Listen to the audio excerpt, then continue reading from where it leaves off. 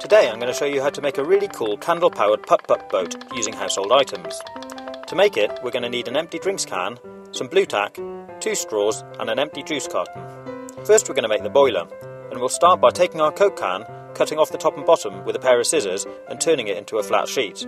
Then we'll cut a straight line down one edge, and from that mark out a rectangle 6 cm wide by 18 cm long.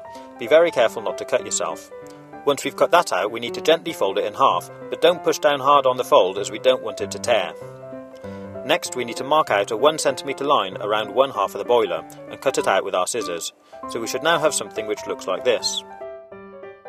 Next we're going to take our blue tack, warm it up in our hands and roll it out into a long worm about ½ cm fat.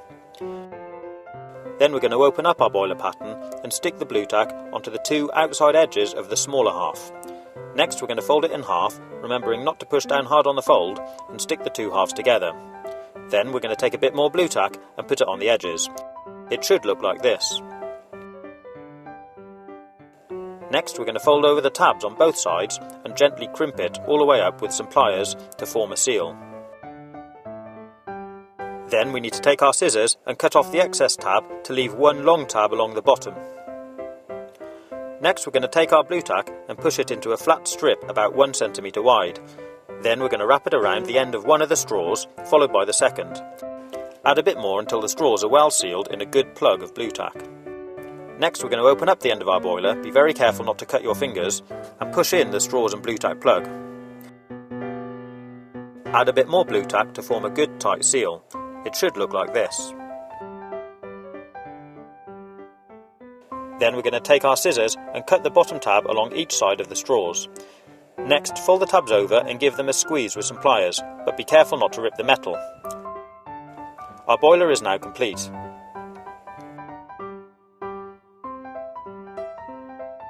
Next, we need to test its airtight by dipping it into a bowl of water and gently blowing through the straws.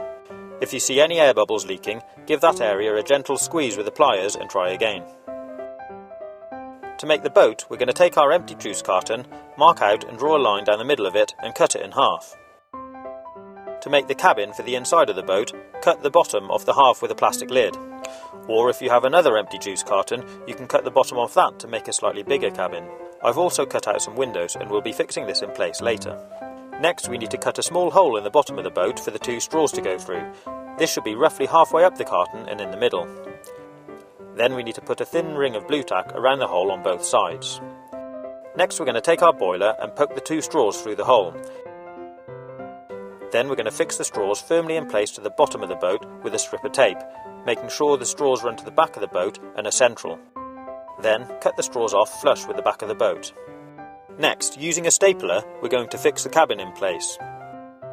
And finally, we need to make sure the blue tack rings around the straws are pushed together to form a good seal. Our boat is now watertight and complete, but to use it we first need to prime the boiler with water. To do this, we're going to take one of our straw offcuts and snip the end.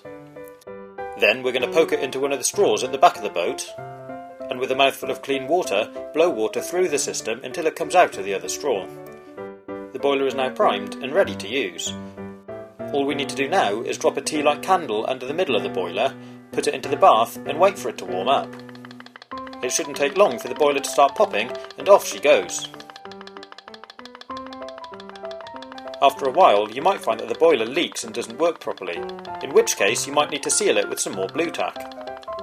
Or if you have any, you could make a boiler using epoxy glue rather than blue tack. This is far more durable and should last a lot longer. You can paint your boat using a waterproof acrylic paint if you like. You can also spray it with a waterproofing lacquer to help protect it, but make sure it's completely dry before you use it. If it's taking a while to get going, try dropping a second candle underneath the boiler. This should help speed things up.